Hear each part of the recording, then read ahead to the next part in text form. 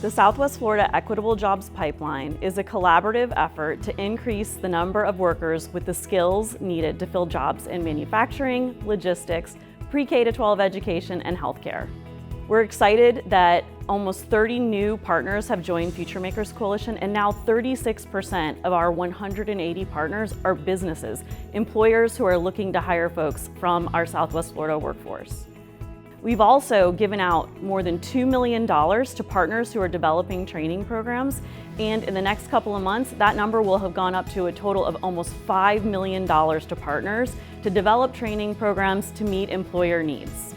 We need educational partners to shape their programs to cater to employer needs, really making a dent on that skill gap in Southwest Florida.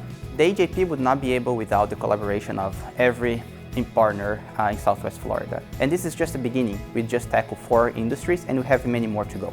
I hope that when we look back on this effort, we see that it just becomes the way we do business, that employers are significantly engaged in the work that it takes to train, upskill, reskill their workforce, and that they're very successful in their efforts to fill jobs.